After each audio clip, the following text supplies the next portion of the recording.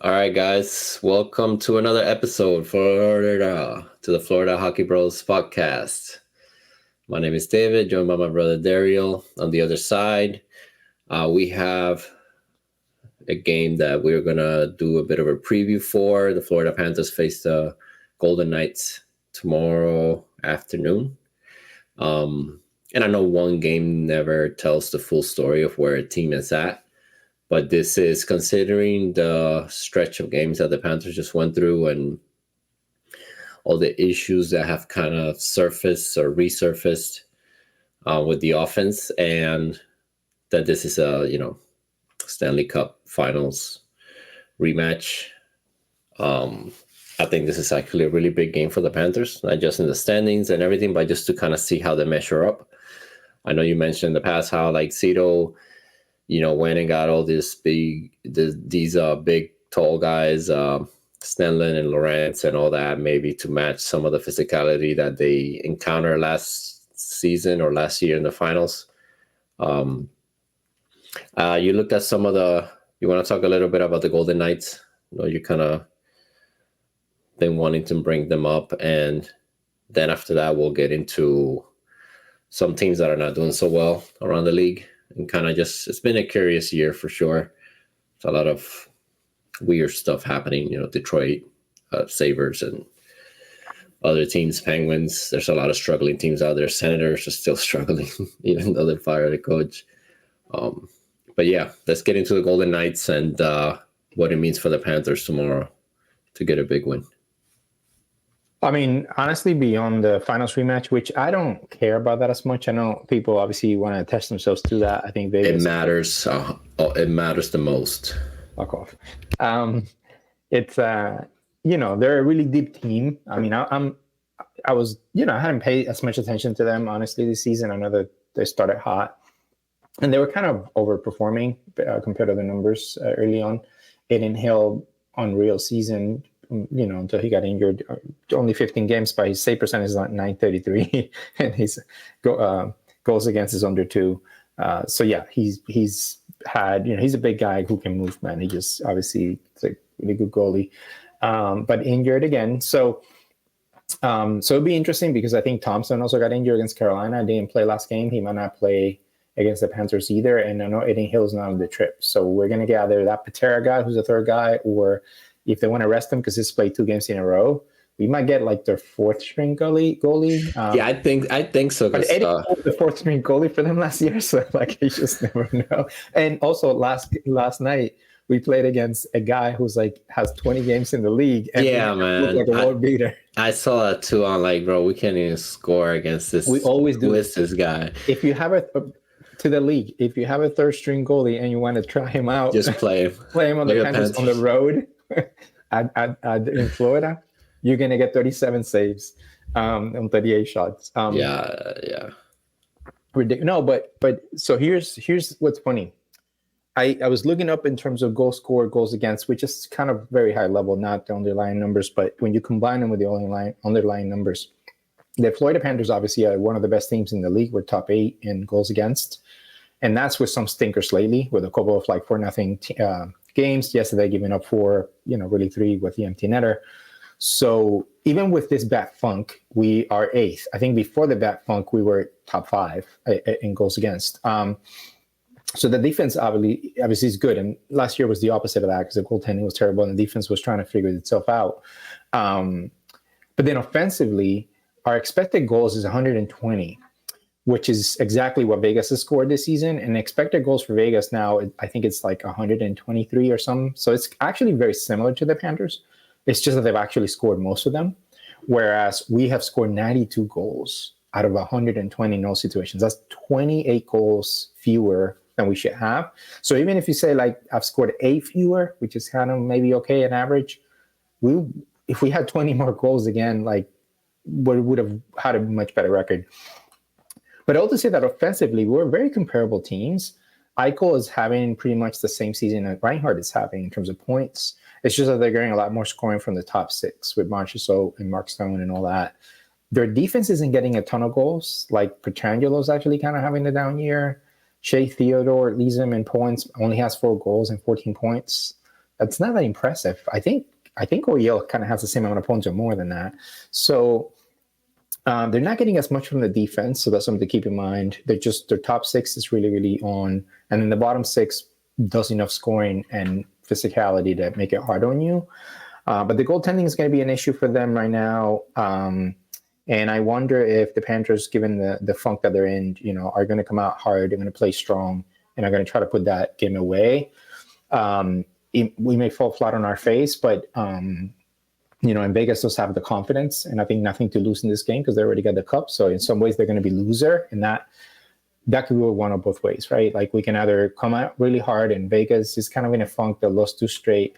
Maybe this road trip is not good for them, and we beat them, or maybe they don't feel the pressure, and and the Panthers poop the bed again because they're holding the sticks tight. So who knows how it's going to go? It's an afternoon game also, which is another thing that like players don't like those afternoon games. So that might be another factor. It might be a sloppy game. But yeah, looking at Vegas, man, like what they have on us is the depth because of the way that their cap has worked out. And, people talk about them circumventing the cap or whatever, but at the end of the day, they just have some good contracts. They're being able to keep some veterans who are playing well at a high level. They're not going to be able to keep that team together long term, but I think for now it's like Tampa, who had like a good run with a very deep team, and now they're not as deep. But yeah, I think that we're not that far off, and which is interesting to see from a numbers perspective because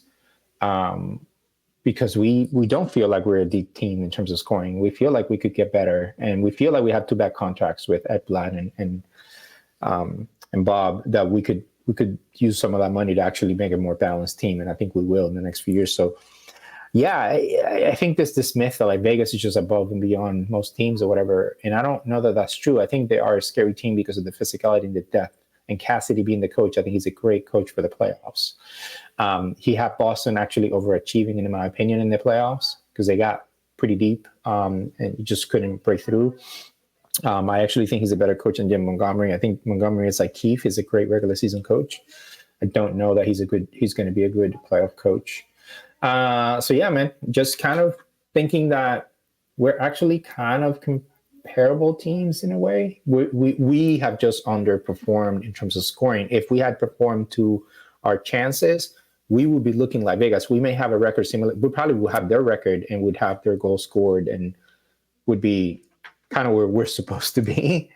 So that's just one thing to keep in mind. We're not worse than most teams in the league in terms of our numbers and what we're capable of doing. So I'm intrigued to see how we look, but I'm hoping we show up and I'm hoping we can win that game and go into the break feeling good before Tampa. Yeah, and that's the key matchup there with Tampa. Coming up after the Vegas game, I think we just need a bounce back game, which should have been against the Blues last night, but didn't happen as we talked about in the previous video. But we just need to bounce back, and yeah, the next 10 games or whatever are going to be huge. I think I told you I think Bill Lindsay was the one that posted that Panthers go 6-4 in the next 10 to the halfway mark, and they'll have a pretty good record, and they'll be much, much better than they were last season at this point. But, we just lost the first game. So now, we got to go 6-3 basically in the next 10. And that's being, conservative. I think that, I don't know what to think of the Golden Knights, man. It's clear, like when you watch them, they're just very solid everywhere. They don't make a ton of mistakes. They don't give you easy chances. And when they do, they had Aiden Hill back there.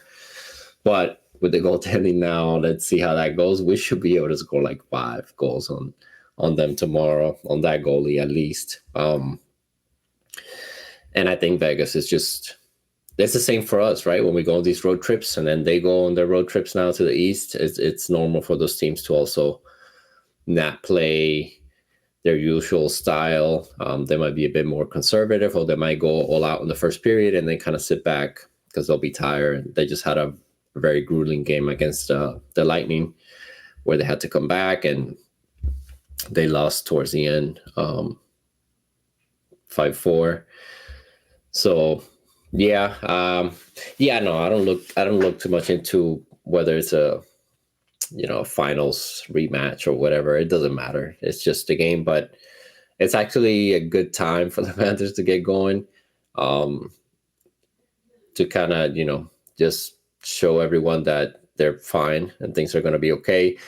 It's been weird seeing the Panthers kind of have so many bumps this season. Last year, we kind of saw a trend of them not being able to put games away. They would give up a lot of easy goals, but the scoring wasn't so much the issue. It was just that they were kind of scoring these grinding goals. It'd be so hard to just get a goal, right?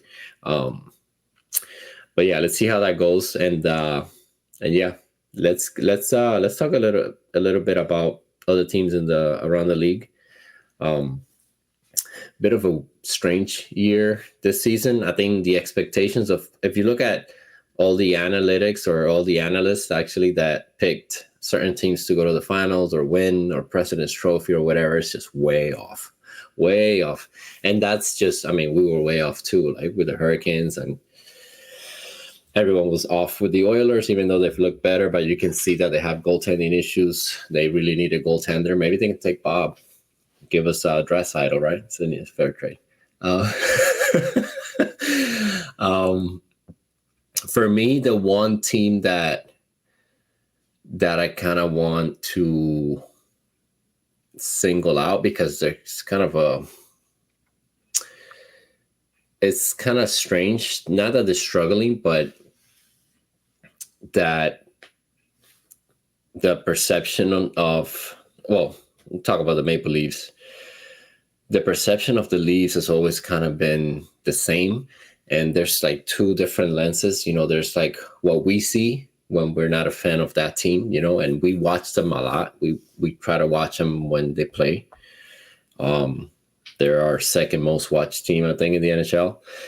And then what the fans look at and what they see and what's their perception of, the Columbus game, and we talked about that last week, and how they lost to the Rangers, and then every podcast has the same title, lucky bounces for the Rangers or bad bounces for the Leafs, which is true. Three out of the 4 goals were redirected and all that, but that doesn't matter. It's about the system and how they play, and you can clearly see the Leafs have an issue. I thought that maybe it was just the players, the blue line. They lost a lot of tough guys, Ashari, Shen. They lost O'Reilly. So, you would expect them to kind of dip a little bit, even though everybody, had them going to the finals or winning the President's Trophy. But what's interesting to me is just the coaching there. Because Keefe is a good coach. He's a good coach. But clearly he can't handle those guys. And I'm not even talking about Nylander or Marner. I'm talking about the rest of the team. The way, Gregor just took off in that Columbus game on one of the goals with Nylander. They just both skated out the zone for no reason. Not just the mistakes, it's just the effort that they put in sometimes. It's really weird. It's very strange to see those players kind of not care about that structure. I didn't realize they were so good on defense last year. They were. And it's just not happening for them this year. And then obviously with Wall getting injured, that's a big deal. And that's something that you have to talk about because it does matter. Bobrovsky got injured right now. The Panthers will probably lose a bit more, even though they have Knight that can come up. But yeah, I don't know if you want to pick one team that you're kind of surprised by at this point. I mean, we're almost halfway through the season, so I think we can say that teams are kind of starting to be who they are or what they're going to be the rest of the season and in the playoffs. And if I'm a Leafs fan, I'm definitely concerned, not with the lack of talent only, but the lack of effort that they put in some nights. And just if one of those 4 guys is not going, and Matthews has been pretty consistent for them, but if they're just not going, it doesn't look great, man. There's only one goal that I saw where Marner just made terrible mistake and just looks like he doesn't care. Like a lot they had a bunch of turnovers yesterday, man. It was awful. I mean, I told you, it didn't look like a real game. And the Sabres made mistakes too. The Sabres are like a mess of a team, the Leafs didn't show up, and once Samsonov let in a bunch of softies too, and it was a combination of just the worst. The whole team was just not wanting to play. And the Sabres just kind of got hot and really took advantage of the miscues. But they had a ton of odd man rushes and breakaways and like the whole game. And the goalies were poor. So it just speaks to a lack of structure and a lack of like consistency and culture within the team. And again, every team can go through stretches, but some of them are really, really egregious. And because, the Kraken is as bad as we looked in terms of giving up. And we still put up a bit of a fight and like a decent numbers in that game. Even yesterday, we technically outplayed the opposition, even though we had a bad game. So even our bad games tend to, generally speaking, be games in which we outshoot people and outchance people and put up some sort of a fight at times. And so, I think, you see with the Red Wings, when you look at just the goal scoring in the league, the patterns are obvious. Like, the top scoring teams, you go down the line and you have, let me see, you got Vancouver, you got Colorado, you got Vegas, you got Tampa, Detroit, Dallas, Toronto, even Carolina. That's what allowed them, because Carolina's defense and goaltending is being awful. So what's allowed them to stay up is that they have actually scored a lot. The Devils are up there. And so I think that's where you kind of realize who the teams are that tend to rely on the scoring a lot more. Because I haven't mentioned some of the names that when you flip to the defense, in terms of goals against, you have the Kings, best in the league, the Bruins, second best, the Jets, the Rangers, who have really good, like those teams in the playoffs are going to be a pain in the ass with their defense. The Caps, who I think are an anomaly, they're the worst scoring team in the league, they're going to fall off. The Canucks, kind of maybe good balance because of Demko, so they might be a hard team. And then the Flyers and the Panthers, man, and the Penguins are up there. So, this is why, then people see that maybe the Flyers made the playoffs and beat a top team, and they're like, well, how did that happen? Well, Tortorella has them playing a great defensive system. The Panthers have a good defensive system. The Bruins are hard. That's why I don't want to play the Bruins, even though they don't have as much talent, because it's a grind. There's no way you beat the Bruins without it being a grind. And then the Jets and the Kings are not going to be easy outs, I think, unless they have injuries. And so I know that there are a lot of factors. All these things kind of fluctuate. But the teams that purely rely on offense, they're going to be up and down. And I think the Lightning also have a ton of goals. They're actually -3 for the year.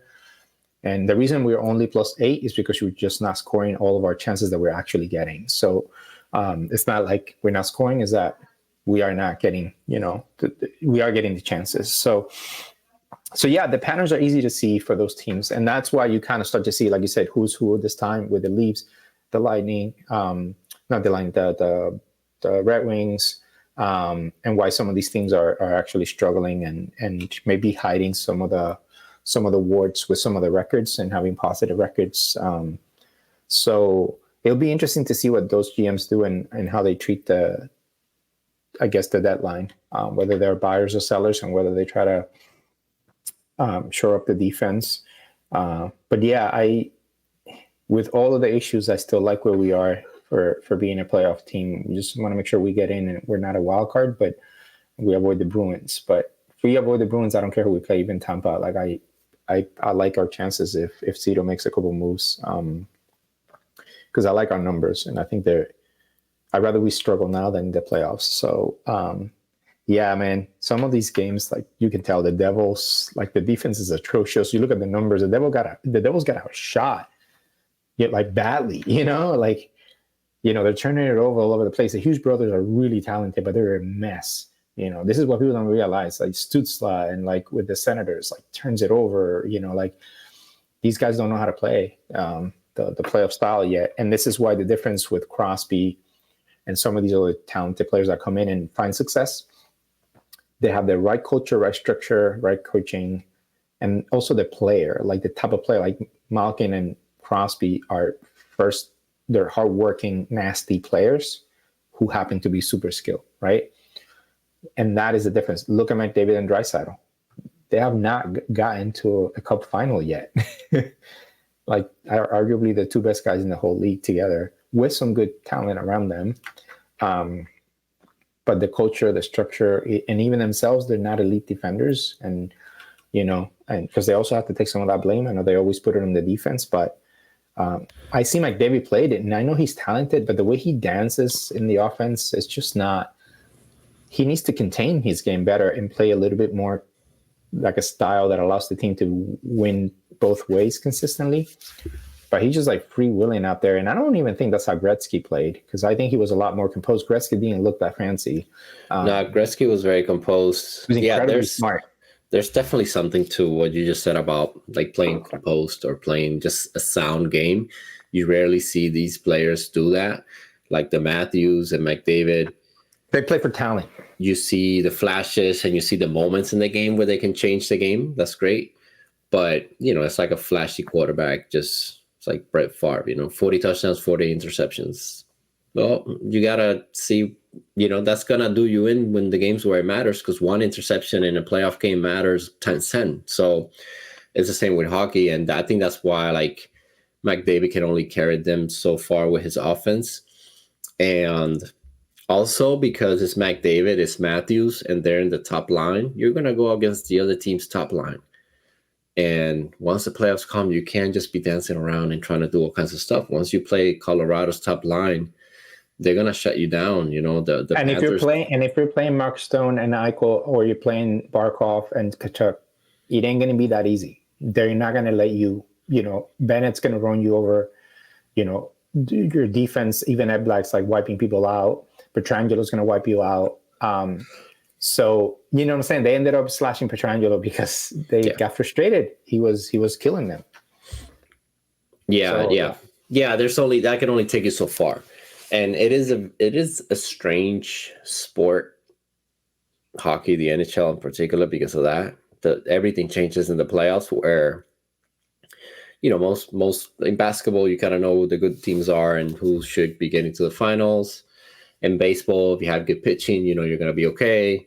All that kind of matters. And in hockey, it does and it doesn't, because you can get to the finals if you're the Panthers and you have your team are not even like that good of a player, and your fourth line doesn't really contribute and all that. And last year was different. And I do think that there's something to the way the third and fourth line was for the Panthers last year, and how it's structured now, and why it's such a dip. Obviously, you had Eric Stoll, who gave you some production. You had Reinhardt with Lundell and Lusterinen for most of the year or part of the year. All that matters, how you construct those lines, what type of player, the chemistry. It all goes hand in hand. Like I clearly, like, Reinhardt was put in the top line this season to just go off. They must have told him, listen, just shoot every time you can, and Barkov is going to pass you. Barkov passes first, second, and third before he shoots. So that's why it's so important to have a couple of shooters around Barkov and all that. But yeah, the grind of the season, like for a team like the Panthers, it's tough, man. It's hard to watch sometimes because of that, because they don't really rely on that skill and that scoring to just carry them. They did that 2 years ago with the President's Trophy season. It was a lot of fun, but it was also like full of anxiety, man. Like the amount of games that we had to come back from was ridiculous. Yeah, so but nobody expected it, and we didn't have a deep team. We didn't, that was just the case, and we started to get injuries early, and guys had just learned the system. Yeah. They had to grind the last 2 months of the season just to get in. I think there are a lot of factors why it was such a drag, but I think it was a great learning experience. And I'll say the difference is the chances we're getting now that are not going in are the kinds of chances you need to get in the playoffs, right? And so when they do go in, when Tkachuk is scoring and Reinhardt is scoring in front of the net, and like some of these shooters are getting a little bit more luck, and Montour is slapping in one-timers like he did against the Bruins to tie it, like that is where you win those games. When you go into overtime and you get chances in front of the net and you score the OT winners, most of the OT winners we scored were in front of the net. So even Verhaeghe's shot was right on the slot, with a pass from behind the net from the forecheck. So I think that to me is where people don't realize, why doesn't the Leafs score in the playoffs? Like, think about the way Montreal, like, being allowed them to score, and they had like 15 shots on goal in overtime against Montreal in that game 6 or 7, whatever it was, and then Montreal scored in the second shot. That's a regular season shit that happens to the Panthers, but that's because the Leafs get a lot of shots in, like from the skill players, but they're not grinding. They're not going to the front of the net. They're not trying to really get that second, third chance. The Bruins, when they came back against the Leafs years ago and beat them in Game 7, was because if you watch the replay, every goal that they scored in the last like 10 minutes of the game was either a tip, a screen, or a rebound in front of the net. It was all like a playoff goal. And it was Bergeron, and it was Marchand, and it was all these guys. And so that is kind of what you try to do. It's the best chance you have. And this is why it's hard to translate the skill game to the playoffs. And our defense is a lot better than last year. So what the Leafs did to us last year in terms of getting chances, that's going to probably be even harder for them to do this year. If we bring this defensive core. So if that's not going, then Matthews got to go in front of the net. You know what I'm saying? Or he's got to settle the people up. And that's the other thing. Matthews doesn't settle people up at all. He never looks to do that. So that's why you need Bertuzzi. That's why you need Domi and stuff. And if you're not feeding those guys or like trying to get them to fit in and you're chastising them, using them as scapegoats, then that's the issue, right? Yesterday, Domi had a terrible game, like just awful, bunch of turnovers, -4. Yeah, that's who he is. You know, he can do that. But I wouldn't rip him. You know, he's Domi. He's a third line. He shouldn't even be playing third line center. Your team has a wrong makeup. Go after Matthew. You know how many shots on goal Matthew had yesterday? The one goal he scored, first period. No shots on goal, the rest. The first line disappeared. So, you know, Marner had a terrible turnover. Like, rip him. You know, he needs to do better than that because he's not Domi. He's going to get the 25 minutes in the playoffs. Domi's going to get, 10 or 11. So that is, to me, the culture. To your point about Keefe, like, that is where you need to also find a way to get your leaders to figure this out. And you need to build, man. You need to build the culture. And you know what? For all the shit that the Penguins get, if you look at their numbers, they're actually pretty solid as a team. In the way that they play in their system. I hope that they don't fire Mike Sullivan quite yet. They may surprise people and sneak in and have a stronger second half if they can keep going and they can figure out some of the deficiencies. But they're not as bad a team, man, as people think. They're just older. But so anyway, man, I'm okay that we have a strong foundation. We just got to tweak some things and I still like us in the playoffs. I don't think it has to be always a grind every game, and we don't need to win in overtime every game. I think that was a function of us just not having depth and the defense not being as good as it is now in terms of system. But anyway, I like us. I like us more than I like the Devils or Red Wings or even the Leafs. So we'll see, man. Yeah, we'll see how we know we match up just fine with a lot of teams. I think that's the only thing that's like we can be confident about if we get to the playoffs. Obviously, like there's always a chance you miss the playoffs, but assuming we get there as we should, I think a lot of the matchups are actually favorable to us until maybe we get to the finals, or maybe the Rangers grind us down or something. They're kind of big and they have skill, but they rely on the power play mostly.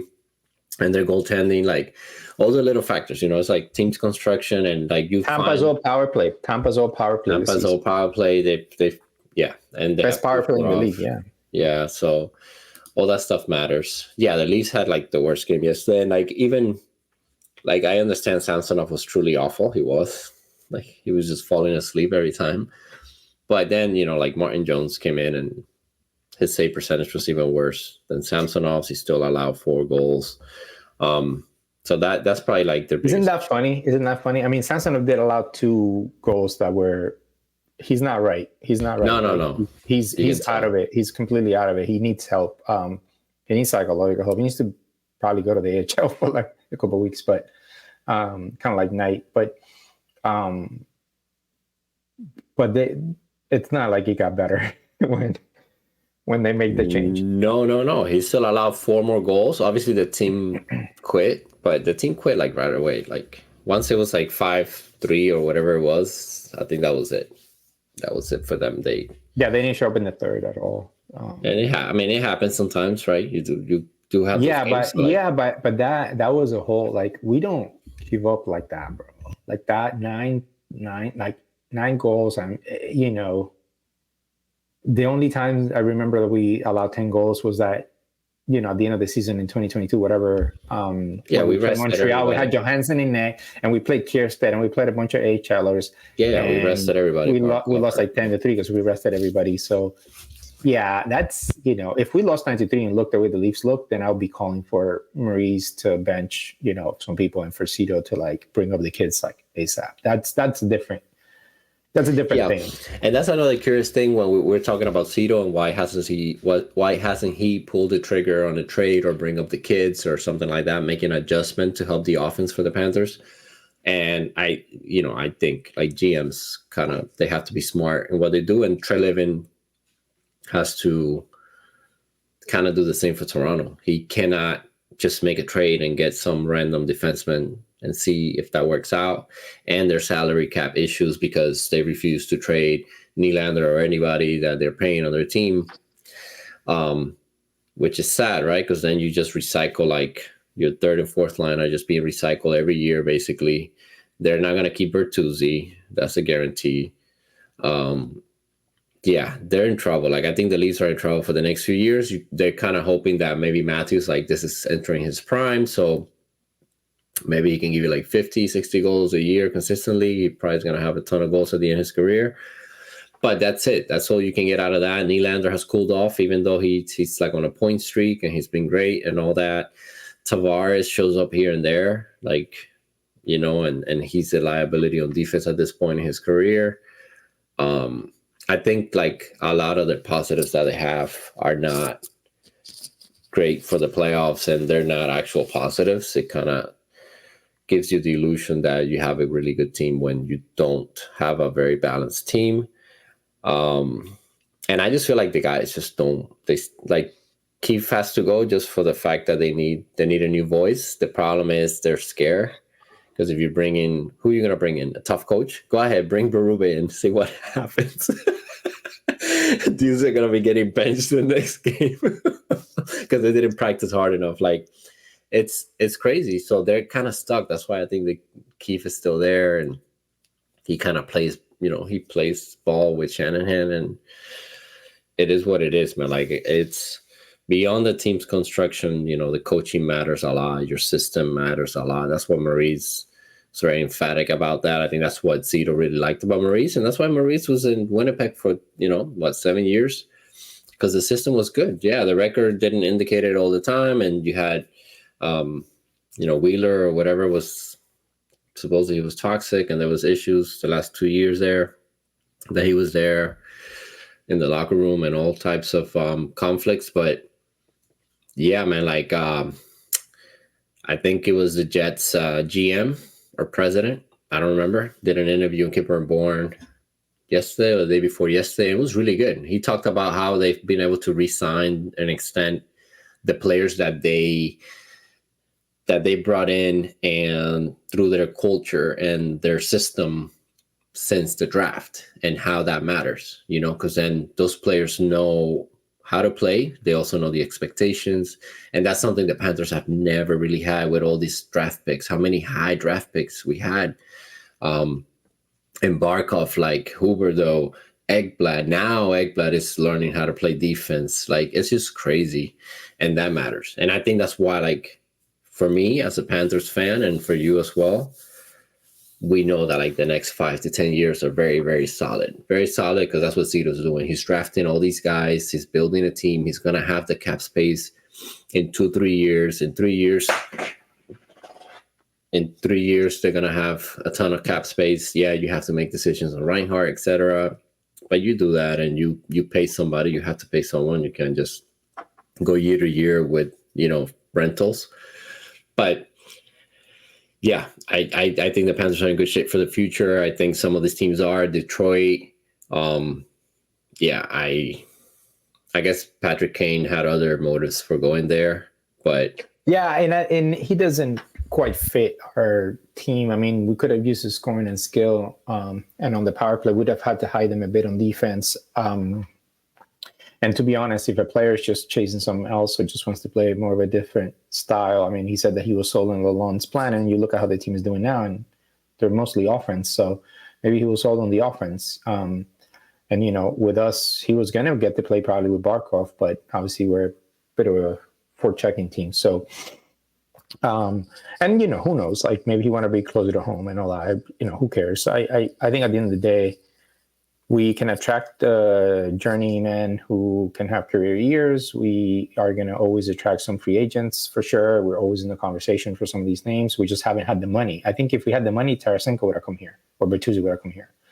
I think it was just a matter of money. We couldn't pay the $5 million, but when Cito has that kind of money, I think he'll be able to make moves. And then the prospects that have been drying up. I mean, we had no defensive prospects. Our offense was Denisenko and nobody else really. Eponiemi, like those guys are never going to play. But now we have Mackey and Serdev and McAllister and Benning and Naus, and then you got after that Devine and Davis and Sauching and Wickman over in Europe, who's looking amazing at 18, and Jansen could be a good offensive defenseman. Luke Coughlin, like these guys are like developing and playing really, really well. And we got a couple goalies in the pipeline that look pretty good. Olaf Clifford, who plays in the juniors, is having another strong season, and he looks like a legit goaltender. So we drafted him low because he had been injured and missed a lot of games, but the games he did play was great. So anyway, like it looks like we are on the right track to build a franchise that's like pumping out some good prospects, and those are guys that are either going to break the team or you can trade. We just got to get some picks back, and stuff like that. I think that's going to happen now when we trade maybe one guy this year, maybe Verhaeghe next year. We can get some high picks back. But we're in a good position. I think Maurice has about a 5-year window before the team tunes him out. So I think he's either going to be here for the next 5 years with this core and try to win and just try to do everything the same every year and then be let go for a different voice. Or if we decide to change the core and move on from some of the players and not resign Barkov or give him a more of a role, into his 30s, second or third line center, kind of like Tavares. Then and then it's the new kids. Maybe Maurice is the right guy to keep around for longer, like they've done in Tampa and other places. But I do think Maurice is a great coach, and I think he deserves to be here for the next 5 and just see if he can break through and see how he looks in the playoffs again. Because that's the other thing. I mean, maybe the regular season we're never going to be the world beaters, but if we get deep in the playoffs for the next few years, you got to keep that coach until that dries up, until the guys stop caring. No. Like you have to keep him because you have a window to try to get back to the finals the next 3 to 5 years. So if you have to put things on hold or whatever, then. And he's a coach. When I listen to Maurice talk, man, and I compare him to Keefe, I compare him to Montgomery, I compare him to some of these other coaches. There's only a handful of coaches that remind me of him. Cassidy's one of them. There's certain coaches that I really respect and I think are really good. And, for all the warts and all the hate on the Lightning, I think they have a really good coaching staff. And obviously, the guys care. There's a reason Cooper's still there. Even when it gets hard, they find a way out. Now they're playing better. So I think you need just the right culture, the right coach. And some of these other guys, like Keefe's just a smart guy. He's a numbers guy. He's an offensive guy. He definitely wants them to play hard. Obviously, like he probably yells at them and curses at them. But like you said, he doesn't have control of the room. And more than that control, because honestly, Maurice said this, the best teams are not the ones where the coach has control. It's where the player, the leadership, right? Tom Brady wanted to win. He's a psycho. Like that mattered. He needed to hold everyone else. Clearly, you can see it. Yeah, and that's why he goes somewhere else and succeeds again. Because if he has the right players, the right structure, I mean, the coaches were not great that he played for, in Tampa. But I think that's the thing. You bring that leadership. You see LeBron's won in different teams, different coaches. Like, that does matter, man. And I think that you have to have some of that in you. I don't think that like some of these coaches that we mythologize are as great as people think. They just knew how to make the guys click, and they knew how to get the guys to be the leaders and the guys who cared. And that's what Maurice is doing. Maurice is saying, I'm going to yell at you when you have a shit game, but the next few games, you guys got to be the ones. And that's when that's not happening. That's when you need to move on. That's when you trade Huberdeau and Uyghur. That's when you move on. Like, look at the Jets. They got rid of all the poison, bro. They got rid of, who was it that they traded to LA? Dubois. Dubois was stinking it up. Wheeler, Blake Wheeler, old ass Blake Wheeler, who's now like a super role player in the Rangers, kind of an afterthought in a way. And who was the other guy? There was another third guy that they also got rid of. But Patrick Laine, who's like a poison, also like not a serious player and hasn't developed at all in Columbus. So anyway, that to me, and now I like this version of the Jets. It's scary. So anyway, that to me, it's what I think matters. And then you see Jack Eichel, who was kind of a poison in Sabres, go into a great Vegas system, and all of a sudden he's succeeding. So system over player, bro. System over coach in a way. If you have a domineering coach, I think Tortorella is going to flame out in 2 years. And I think we saw Torts and the Islanders flame out after 3 years. You know, they couldn't, the players hated him. Barry Trotz, yeah, they hated him. And you know, so anyway, I'm happy with Maurice. And I think just going to see the team can get out of the funk. Yeah. Let's end it there. Some matchups tonight worth keeping an eye on. The Red Wings do play the Flyers. That's I'm watching that. Really good game. And the Jets play the Bruins. Speaking of Winnipeg, and then that's a later game. Is that a later? It's 8. Oh, okay, so yeah, both of those are watchable. I'll watch both of those. The Checkers play at 6 if you want to watch the AHL. I want to watch the kids today. So yeah, no, I probably got stuff to do, and you're a hater. I know. Nah, we just paid our dog. She got operated on yesterday. Yeah, so we got to stay with her and all that stuff. So, but yeah, and tomorrow there's some good matchups as well. Obviously, the Panthers play the Golden Knights. The Leafs and Jackets at 7. Yeah. And Bruins play again against Minnesota. So 2 tough games for the Bruins. They're on the West Coast road. Yeah. And the Red Wings play as well. They play the Devils. What's funny is that the Panthers, Leafs, and Lightning are going to be on a Western road trip at the same time after the holidays. It's kind of weird in early January, all of them at the same time. So we're going to be watching some of those late games back and forth. So it's funny that the night that we played the Coyotes, I think the Leafs played the Kings later, and then I think the Lightning played the Jets or something. Yeah, it's just funny.